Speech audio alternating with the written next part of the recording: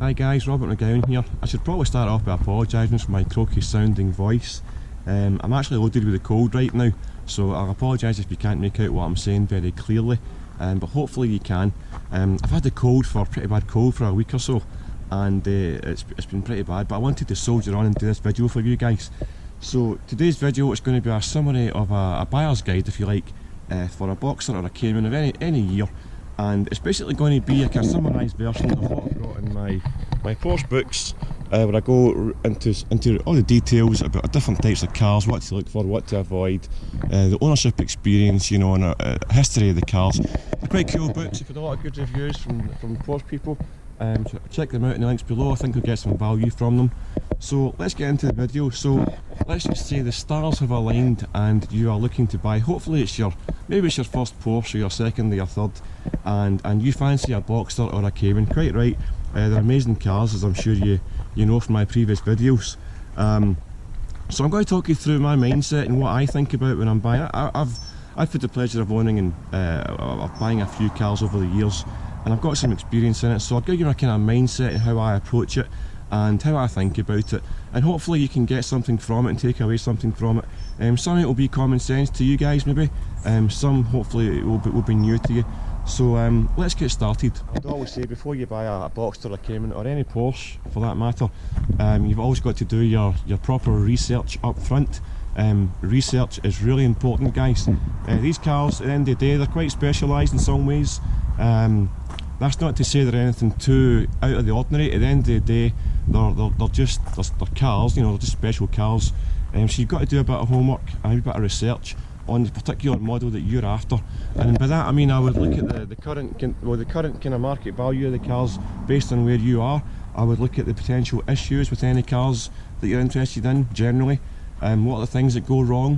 What's good and bad about them? What can you expect during your ownership? You know, what are the big expensive big ticket items that to look out for? You know, just to get a good idea, get a good grounding of an idea of what these cars are like to own and run before you think about progressing in any particular model. Also, you know, it depends what stage you're at. If it's a, you know, if you're looking to spend a lot of money on a car, you're going to be really quite picky about your specification and what you're after. I would say, let's just say for argument's sake, this is your first or second Porsche and you just fancy one, right? I would say as far as specifications go, keep your options well open, because it'll give you more choice of what cars are available for your budget. Obviously you'll know if you want a Tiptronic or a PDK gearbox, you'll understand if you want that or if you want a manual. So things like that I would say are a given. But see, when it comes to things like maybe like specific colours or interior colours or interior stitching and things like that, I would say keep your options well open. And same with things like whether it's got like sat nav or something like that. You know, I used to worry about things like that. Things like that don't really matter, guys, especially in a car like this. The most important thing is first work out your budget, work out what you can afford to spend, and have a look at, you know, what that can get you, and have a look at the car that you really want. You know, sometimes you end up kind of buying a car that you like, but you really wanted, you know, the next one up or whatever it is. I would say try and buy the best car that you can afford, because it's worth it in the long run. So yeah, have a think about your research up front, have a good look into the cars that you're interested in buying, and get a good feel for what you think you can expect from them. As part of your research, I'd be looking to find out, you know, what are they like to insure, what are they like to road tax, to MOT, how much are tyres, how much are consumables, how much is servicing, you know, all that kind of stuff. Just work out, get a good idea of the finances involved, so that you know, I think you're sure that you can afford it as well. I'd also have a mindset that I'd be willing to travel for the right car. So you might see a car that's quite far away and think, I'm not going down there for it, or whatever, it's too far away. I would be very open to travelling for the right car, because sometimes the right car, you know, isn't always nearby you. Sometimes it is, but sometimes you've got to travel for it. Have your finances in place, have your money in place. Ideally have your cash in place. I like to buy cars with cash personally. It's just a personal choice. There's nothing wrong with financing a car if that's what you want to do, if that's what you've got to do. It's just my own mindset. I prefer to buy things with cash if I can, and I'm willing to delay gratification, guys, and I have done in the past. I've worked hard and saved hard. You know, I've done without certain things in my life sometimes, so that I can put the money aside and save it up and buy the car of my dreams. Some people can do that easier than others. I'm quite good at that, as it turns out. So I like buying things with cash. So have your cash in place, and your finances in order, and maybe your insurance lined up as well as start thinking about where are you going to take this car to get it serviced. Is it going to be an independent garage, which I would recommend, or are you going to go to Porsche for the servicing? Like I just said, I would always choose an independent. Depends on the history of the car. This particular car has got a full Porsche service history, a full main dealer Porsche service history, and it's due a service next year, and I'm going to take it to Porsche for that. It's a low mileage car, and it's it's basically I want to keep the main dealer history with this car. So that's just my personal choice. You might not want to. But various other Porsches I've had, a mix of independent garage and Porsche servicing. To be honest, a lot of the mechanical stuff with these cars, you can get a basic, a kind of general good mechanic to do things like clutches and brakes and all these things, suspension replacements. So get on tour with a good, trusted, friendly mechanic that again you can trust, and also start looking at independent garages in your area to get a feel for the pricing for these things. I can't emphasise enough the value in a good relationship with a trusted mechanic and a trusted independent garage. This will save you an awful lot of heartache and expense, guys. So start thinking about things like that. Also, you might be wondering about, do you go to a dealer or do you go to a private sale? Again, personal choice, and it's going to depend on what stage you're at and what kind of money you're spending. Some people like the security of a trader or a dealer, and they like to go into a showroom and to discuss these things with a car salesman and go for a test drive and all these things. And they like the feeling of the supposed security that a warranty can give you through a dealer of some kind. I personally don't do this method. Again, it's my personal choice. I've never bought a car from a dealer in my life. I always go private sale, and I've got a couple of reasons for that. I like to try and dig out an enthusiast car that I can speak to on a personal level, that I can contact and discuss the car with, in the hope that I've got a car that's been loved and cherished by an enthusiast and had money spent on it. Also, and you can negotiate a wee bit more with a private sale and generally get it a little bit cheaper. One of the things that I thought about when I first started my Porsche journey, and I still think about it a bit, is I want to go into this and try and make it as a financially successful journey as possible, right? And that's one of the reasons why I'm interested in practically free Porsche ownership. Porsches aren't free, obviously, but I've always maintained that if you buy the right Porsche at the right price and sell it at the right price, it can actually be practically free motoring. So I'm always thinking Porsches can potentially be expensive. I want to always make it as good a financial purchase as I possibly can. So one of the reasons for that is I go private sales, and I buy with cash so that you can negotiate a bit better with it. I touched on the warranty. Personally, guy, I've never had a warranty in my life for Porsches. Some people like the security that it gives.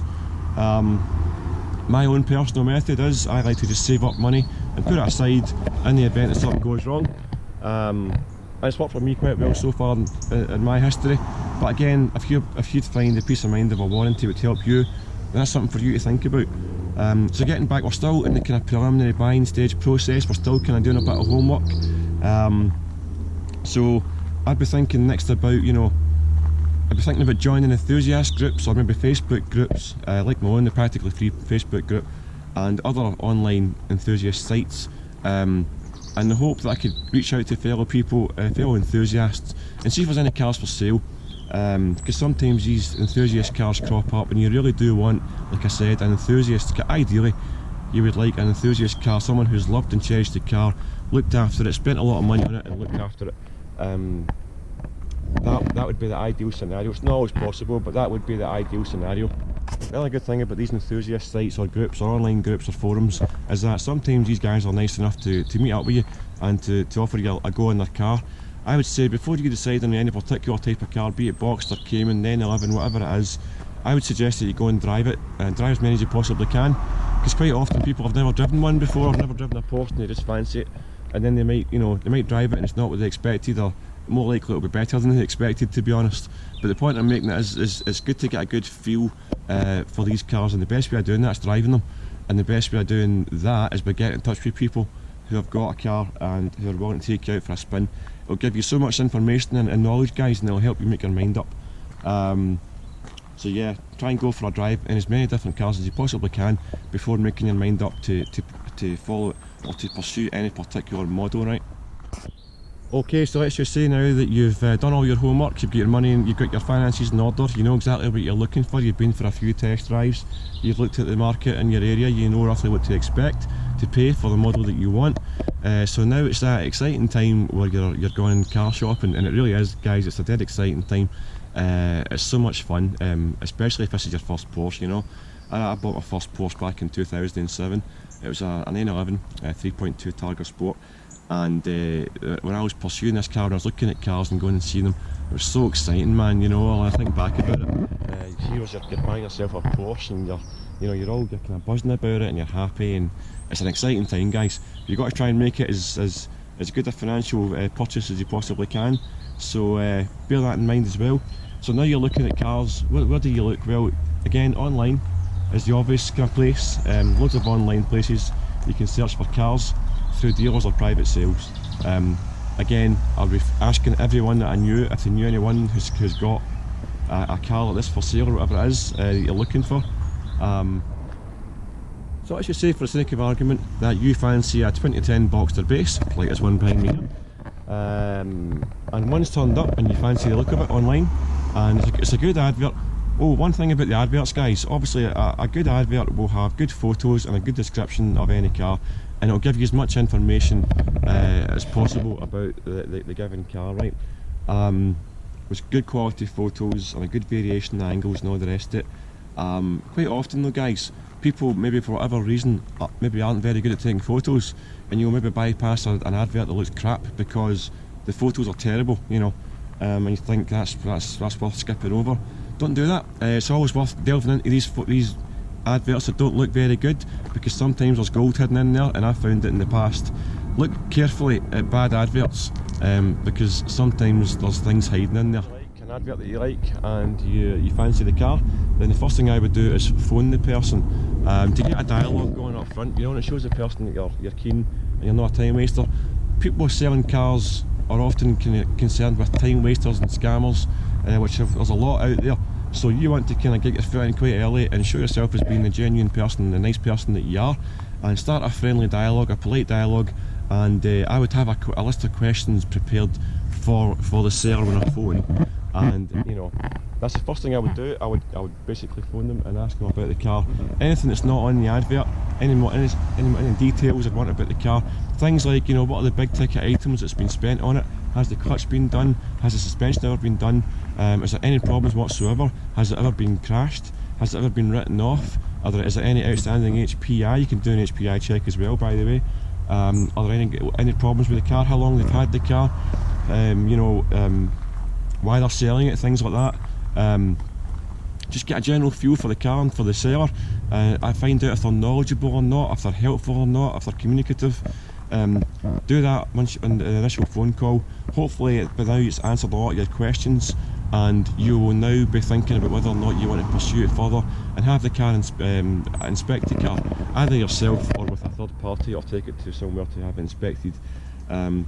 So yeah, that's once you've had that initial kind of contact, you might or you might not want to discuss the price at this point in time. I sometimes like to kind of chat about it a little bit, just to see if the person is willing to budge on the price. You know, it's quite often the advert will say £15,000 or £20,000 or nearest offer, whatever it is, and that tells you they're willing to take an offer. But sometimes buyers or sellers are a bit reluctant to take any offers because they want a specific price. But don't worry too much about the price right now. This is still about finding out enough about the car to find out if it's the right one for you. If the car that you're looking at has had quite a high number of owners, I wouldn't let that put you off. Quite often Porsches have got 3 owners, and if the car has had a private registration plate or a personal registration plate, this can show up as a new owner on the logbook. So it's quite you know, normal for people to have a Porsche for 2 or 3 years, sometimes less, and sell it on. So a high number of owners isn't necessarily a red flag. Neither is a high mileage. don't be put off high mileage, guys. As long as the car's been serviced and maintained properly, high mileage is not a problem, and these cars can take high mileages. If it's a very high mileage or higher than average for the car, then obviously you want the price to reflect that, because the market value will dictate that the car's potentially worth a bit less in monetary terms than one of a low mileage. But me personally, although like I said this car is low mileage, I didn't actively pursue that. Low mileage is great, and the car's potentially worth a wee bit more money. However, if you're buying a car to use and enjoy like I do, my cars aren't showpieces, they're to be used and enjoyed, life's for living. If you're buying a car for that reason, then you don't want too low mileage, because if a car's too low mileage, it might put you off driving it, and it's not much fun when you're sort of thinking to yourself, oh, I've put another 20,000 miles on it there, and you're constantly concerned about the value of the car. I would say don't bother with that, just buy a car to use and enjoy, and if that means average to high miles, then so be it.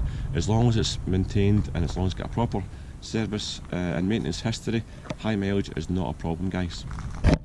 When you're asking the seller questions about the car, it depends on what model or Boxster or Cayman that you're looking at, but you're going to want to find out other things like, you know, what, like I said to you, but what's been spent on it and things like that. But you also want to know about if there's been any kind of main problems rectified, or if the IMS bearing's been replaced in its you know, in the life cycle of the car, or the guy's ownership, or the person's ownership.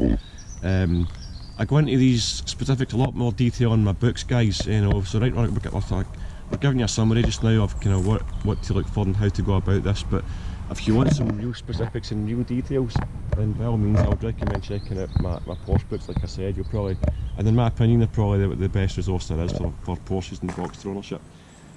So yeah, so let's just say, so you go back to the conversation with the seller, and let's just say everything checks out and it's all sounding good.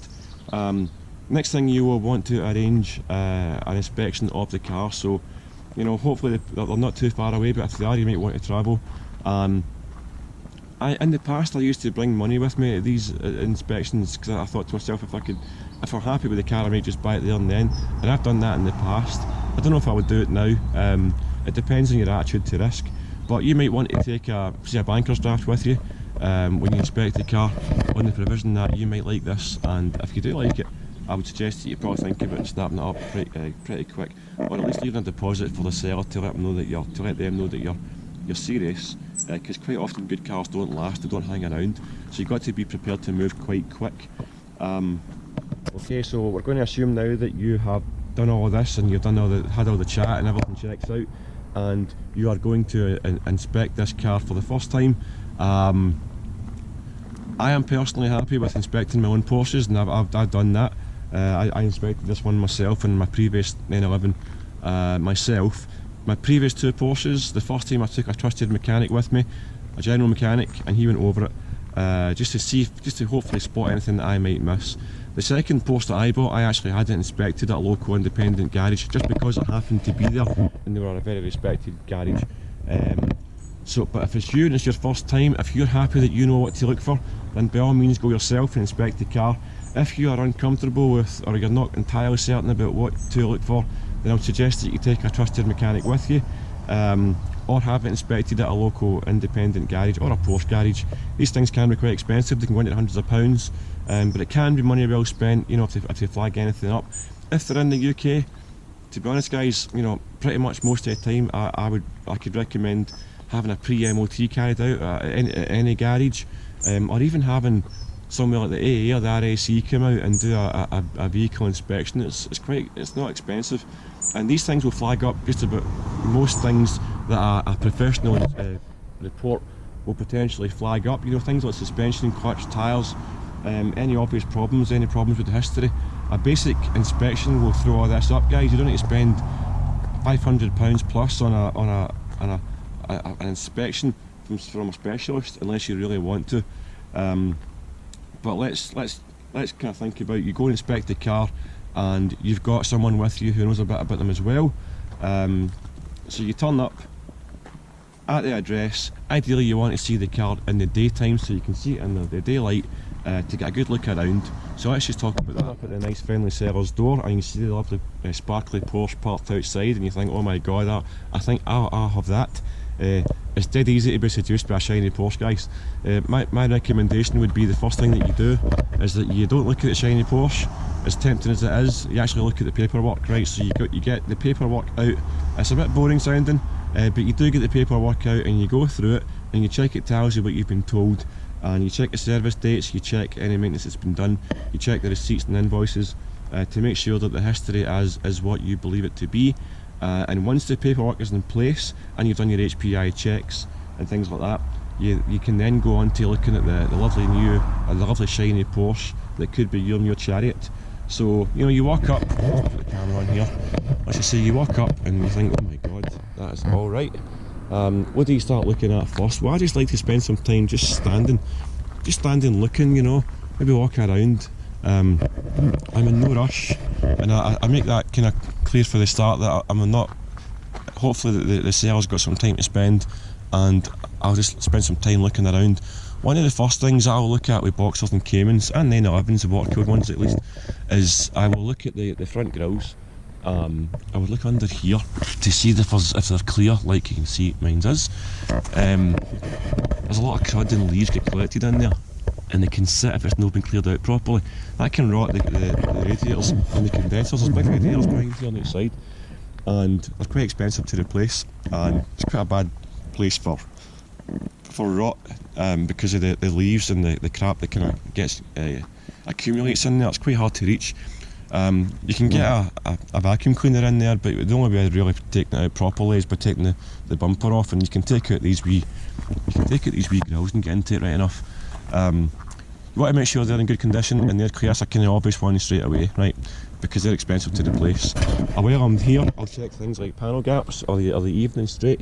I would check the colour of the paint. Is there any obvious mismatches in the colour? I would just go around the car and just look around, and you don't have to speak much. You can just like have a feel around and check the windscreens for chips, things like that. Check the general condition of the bodywork. Check for any kind of accident damage. It's not been quite, it's not been reported. Porsches are quite low at the front, as you can see, so they'll often get wee stone chips. I think I don't think I've got any actually. One or two minor ones. You can see a lot of Porsches will have that because again they're so low and they're usually pretty powerful. They're driving pretty fast. It's easy to get a wee stone chip or two. Often the bumpers will have been painted to cover over the stone chips, and that's perfectly fine. If the cars had large amounts of paint, you might want to understand why that was. Was it accident damaged, or was it just to refresh it, or what was the reason for doing that? Come round again, check the lights, just check these things, just check the bodywork in general. Make sure that there's no kind of telltale signs of anything untoward. Boxsters should be in good condition with no rust, Caymans as well, no rust. So that's the first thing I would do.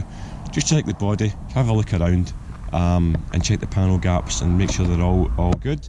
I would then start to look at the wheels. Now, when I bought this car, the wheels were needing actually refurbished. I think the person had taken it through a car wash and put acid on the alloy wheels that's taken some of the lacquer off, and I'm going to get that seen to.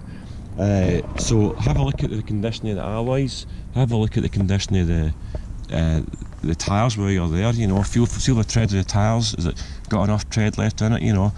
Feel the wee wear indicator. Feel that the tread is even, because if it's not, that could be an issue. Look at the brakes, look at the discs. Are they rusty? Are they going to need replaced anytime soon? Are they engraved? What kind of general condition are the brakes and the tyres and the wheels and the bodywork in? And that's a kind of fairly easy, quick visual inspection of the outside. Just take a wander around it and just make sure everything looks and feels the way that it should to meet the car or meet the buyer when the car hasn't started, just so you can hear it starting to cold. So once you've looked around the outside and you spent some time doing that, you might want to jump inside and have a look inside it. And I would spend some time just sitting in it and just making sure all the switches and everything works exactly the way it should. Is there any wear and tear on the interior? Are the seats in good condition? Boxsters and Cayman, Porsche's interiors are generally quite hard wearing, and they can hide high miles quite well. So have a good look around the interior. Make sure everything is working exactly the way it should. So spend time sitting there and go through every switch and go through every button, and just make it a wee game. Just try and relax and just try and make sure that everything is working exactly the way it should. I sit inside the car and check every button, every switch, make sure everything works exactly the way it should. Just sit there in the driver's seat and go through everything and check the wee, check the cubby holes, check for wear and tear, check the carpets, see if they're wet. There's an ECU under the passenger side of these cars, and if that gets wet through whatever reason, then that's an expensive replacement. So make sure the carpets aren't wet. Sometimes the drain pools and the Boxsters can get clogged up with leaves and it can make water flow into the cabin. You don't want that, so yeah, so have a look inside, sit inside, and just sit there and go through it and make sure everything feels and looks exactly the way it should in the inside. Once you've done all that and everything's feeling quite good so far, start thinking about how do you feel about this car. What's your gut saying to you? Is your gut saying this is all good so far, or what do you think about this? Because your gut feeling is very important. I always go with my gut feeling with these things. So yeah, so you sat in the car, everything seems alright. I would then ask the owner to start the car while I stand outside, and basically have them start the car. You come out and you stand down here and you look at the car, you hear it starting up, and what I'm wanting to find out is there any smoke coming out the exhaust, or if there's any kind of strange sounding noises for the engine.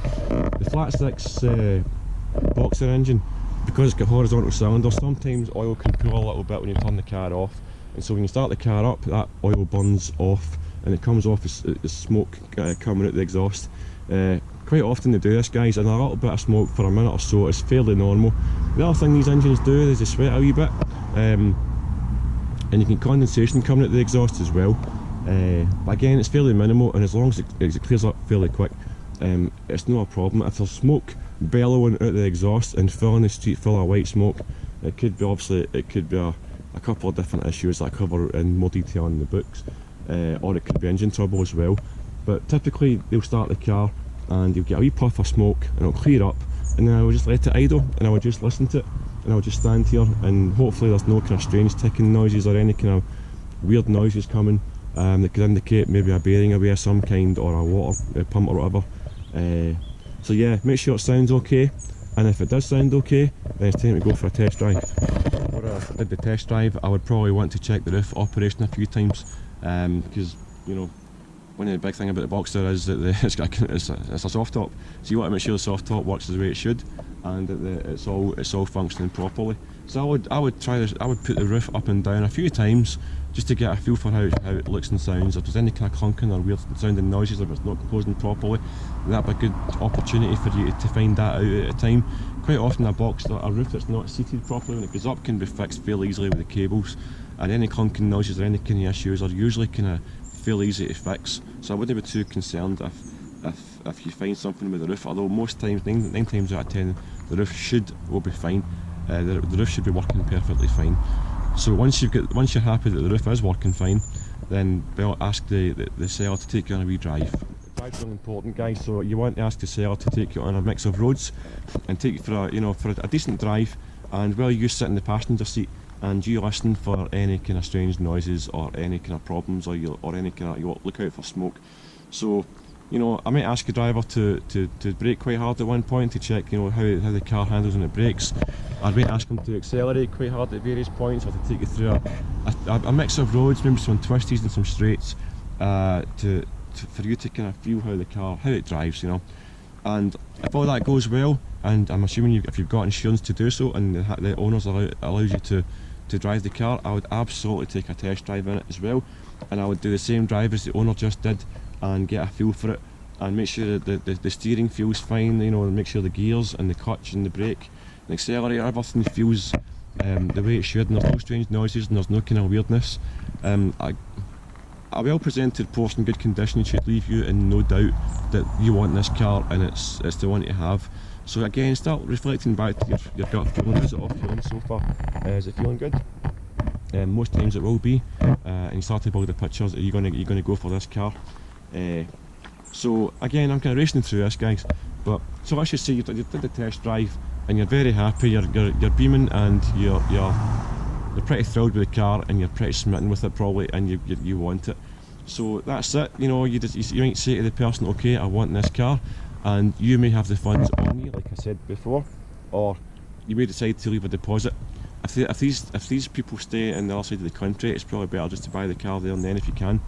So now it comes to that wee bit about negotiation, about the price. Some people are really kind of uncomfortable with negotiating. I don't mind it. I'm a Scotsman, and I don't mind negotiating as long as it's done politely and nicely. There's no problem. There's no harm in negotiating a price that you're both happy with. And I've done it through all my cars. And it's a fairly simple process. You don't be too shy, don't be aggressive. Just be nice and polite and friendly. And if be prepared to walk away as well, guys. I mean, at the end of the day, these cars are mass-produced, Caymans and Boxsters. You know, there's thousands and thousands of them. So if the car that you want isn't at the right price, there's nothing stopping you walking away. So be prepared to walk if that's what you need to do in this instance. But hopefully, you might not need to if you can agree on a good price. So let's just say, for argument's sake, a car is priced at £20,000. Typically sellers will expect to come down a little bit, so it depends how much they want to come down by.